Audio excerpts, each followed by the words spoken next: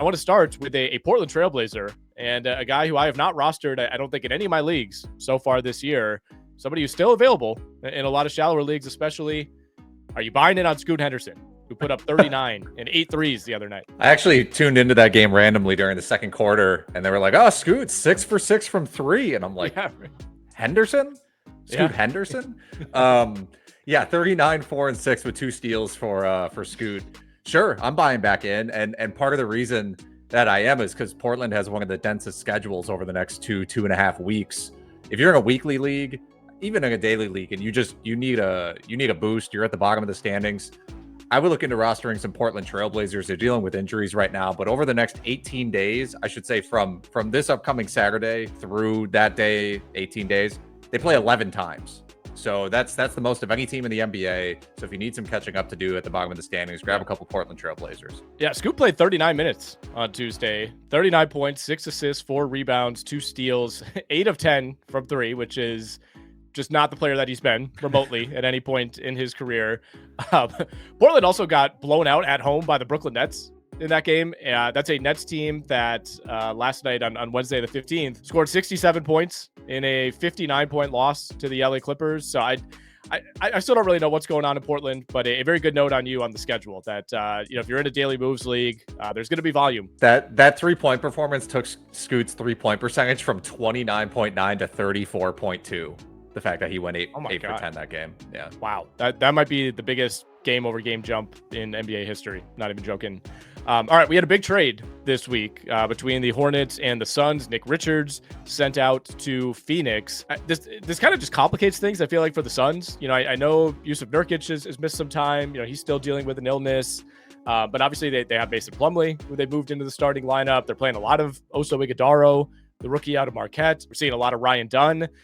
So as far as a talent grab goes, I like this move for the Suns. They didn't really give up much, but where does Nick Richards fit in here? Do you feel any differently about his fantasy value? I think you have to pick him up and see what happens. If you're in a daily moves league, I think you just put an offer in and hope that he can play 25 minutes a game, because I think he could be fantasy relevant in as little as 24 minutes a game, assuming they utilize him to any extent on offense, and maybe that's kind of TBD because they have Booker and Durant and Beal and stuff like that. But if Mike Budenholzer is not going to play Jusuf Nurkic, which he just fell out of the rotation, I don't think Mason Plumlee is good. And Ighodaro, I think, I would not be surprised if the center rotation for Phoenix was Nick Richards playing 28 minutes a game, Ighodaro playing 15, and then Plumlee getting 5 minutes. Yeah, I think Phoenix made this move for a reason. It's not like he gave up a ton, so there's not this internal obligation to play Nick Richards 28 minutes, but I think they wanted to get this deal in before the deadline, knowing that there would be some competition. So I'm optimistic. I'm holding him in our 16-team league,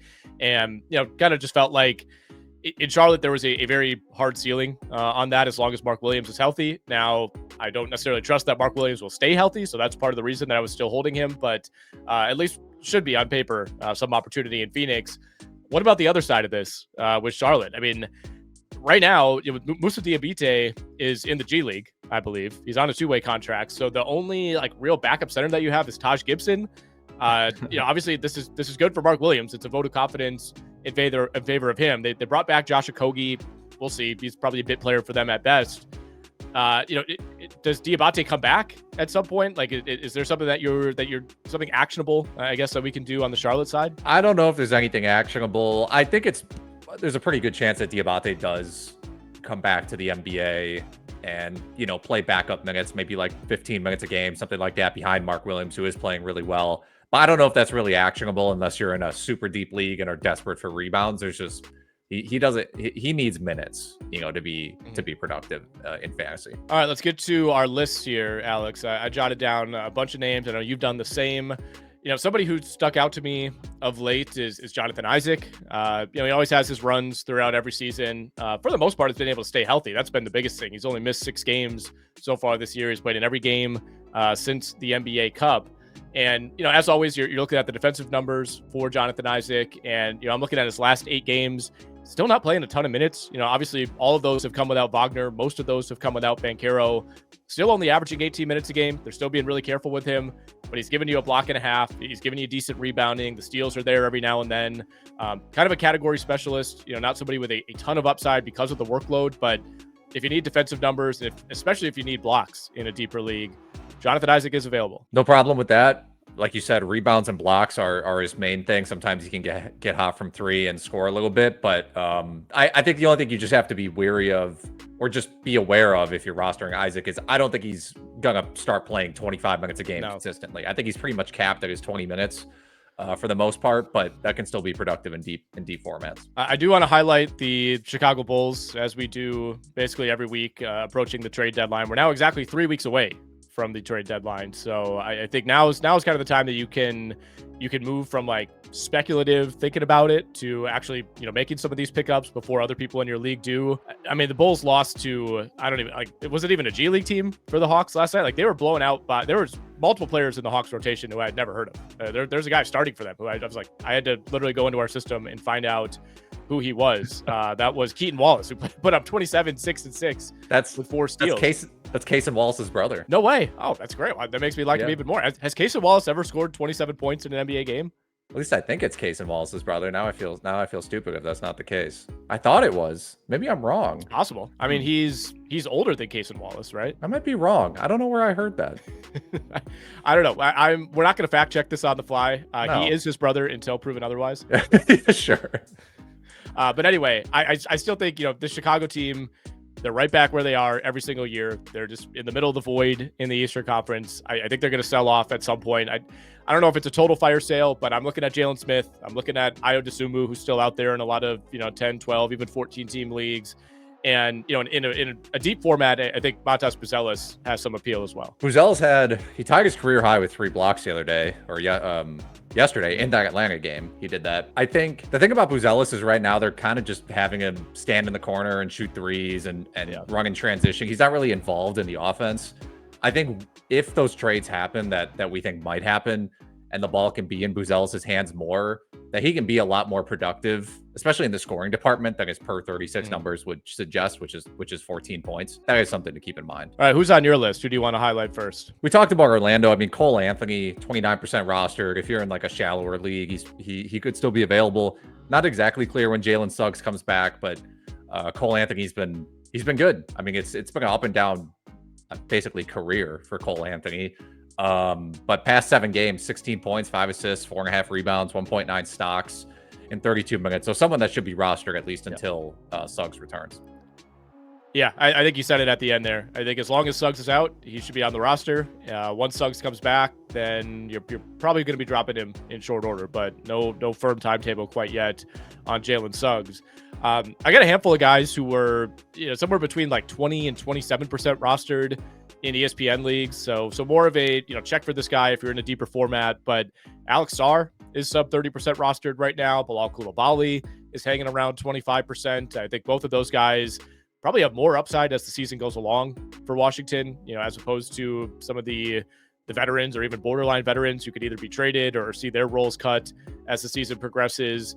Malik Beasley is still 27% rostered. I mean, he continues to just give you like 4 threes every single night. I think the Jaden Ivey injury is going to help him.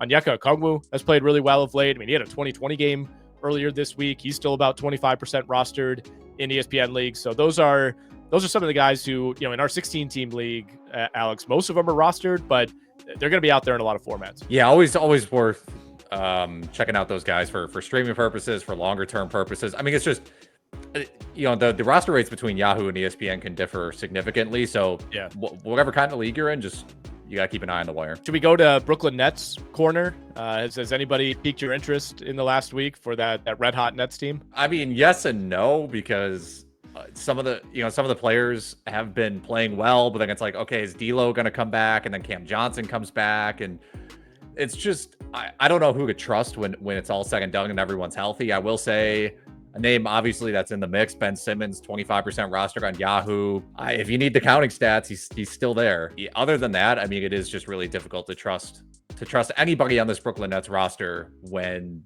Cam Johnson and D'Lo are around, and eventually Cam Thomas. Yeah, I think that's all fair. Day'Ron Sharp, who I know you've mentioned a few times this year. I think there's some upside there. Jalen Wilson, Zaire Williams, Keon Johnson. I mean, there are options in the short term, but I don't know how many of those guys are going to be viable long term. I did want to mention somebody who I'm just not interested in. I saw you had a slightly higher elevated roster rate, and you've been playing more minutes lately because there's been injuries in Utah. Cody Williams, just not really in. I think he could be a good player. He's just putting up these Tony Snell stat lines, every single night. He kind of looks like Tony Snell as well. He's got the cornrows going on. I don't know if there's any correlation there, but the opportunity's been there for Cody Williams. He started the last 2 games. He's played 30 plus minutes in both of those.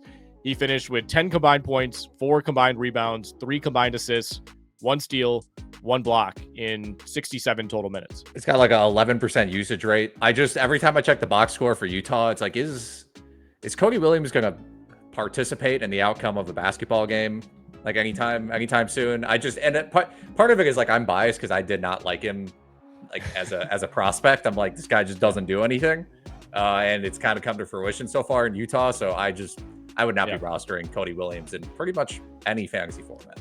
He is Jalen Williams' brother. We know that one for sure. No debate on that.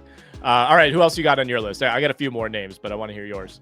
Well, I do have another Utah guy in there, which is Brice Sensabaugh. Okay. He's streaky. I mean, he's basically just a threes guy. 10% roster on Yahoo. Past 7 games, 17.9 points and 3 threes per game.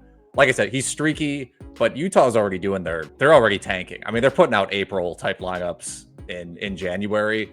So I think you can roster him. It might be up and down, but they seem to like him, and they play him when they hold guys out. They let him shoot the 3. I did just confirm, by the way, Keaton Wallace is Cason Wallace's older brother. So you're off the hook. You were correct all along.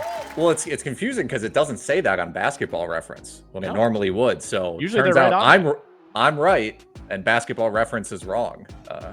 I'm working off of Wikipedia here, so okay. I tend to be a Wikipedia truster. I know. I feel like when we were kids, like in middle school and high school, it was like anything you read on Wikipedia, you can't cite it. Like Wikipedia has been pretty good to me over the years. All right, like I'm inclined to believe Wikipedia in an instance like this. So Keaton Wallace, confirmed brother of Cason Wallace.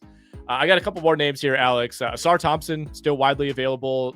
The minutes have not been great. He's still. You look at like his last.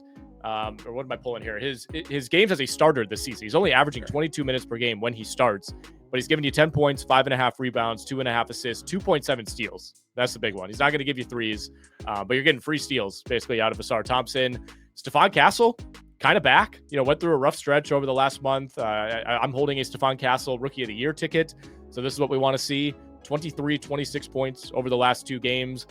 That has coincided, though, with Jeremy Sohan missing some time. First back-to-back 20-point games of Castle's career. People who listen to the show or who watch these episodes, they listen to the podcast, they listen to SiriusXM, they know that Nick and I are very high on Stephon Castle, even if it doesn't always come through in the stats, which I know the stats are what matter for fantasy. But yeah, he is someone worth, I think, rostering in deeper formats. Yeah, we got to play in like a fantasy like vibe league where it's just there's some sort of unquantifiable the stats weren't that good, but he had a good week in this specific league. I'll just give you Andrew Nembhard real quick. Higher ceiling of course with Tyrese Halliburton out. It's kind of a Cole Anthony-ish situation where once Halliburton's back, I don't feel as good about him, but still a solid player who should see enough minutes. I think you could roster him in deep leagues. And then Nikola Jović in Miami. Last 7 games, he's played almost 30 minutes per game, 14 points, 5 rebounds, 4 assists, and a block. Also giving you 2 made threes per game. So we'll see what happens with Jimmy Butler. I don't know what's going to go on there. I feel like there's been like conflicting reports. It's like, all right, he's doubling down. He had a face-to-face meeting with Pat Riley. He wants out, but he also said he's prepared to play for the Heat after his suspension is up. Like that's not going to go well. No, I don't see any of this going well, to be honest. But you're right about Halliburton being out. So Nembhard's a good add. They're starting Ben Shepherd and giving Shepherd more minutes. Shepherd doesn't do anything in terms of usage. So maybe a little more McConnell too. But that's a good suggestion. All right. Time to empty the clip here, Alex. Who else is on your list? We're emptying the clip. Najee Marshall. I'd like him even more now that Derek Lively could miss some time. The x-rays were negative on his ankle, but I still expect him to miss some time just because he had x-rays in the first place. Ware had a career game the other night with Bam out, played well the next game, even with Bam in. Someone in a deep league, I think you still look at. We mentioned Utah before. Isaiah Collier, if you're desperate for assists, you can jump in. Beware of the field goal percentage. And then 3 more. Javonte Green for the Pelicans. If you are in a deep league and you're desperate for steals and blocks, Javonte Green is playing. I know. Cam Whitmore. Cam Whitmore is still only 7% rostered in Yahoo. If you need points and threes, he is there. And then finally, Isaiah Hartenstein's out for about a week. So big Jaylin Williams in OKC, who is basically not rostered anywhere. Good per 36 numbers this season. We'll see how much they actually use him. It's a tough test tonight against the Cleveland Cavaliers. So don't be scared off if he plays like 30 minutes and has 0 points. Yep. I like that call, though, on Jaylin Williams. I think, by default, there's going to be minutes for the next week.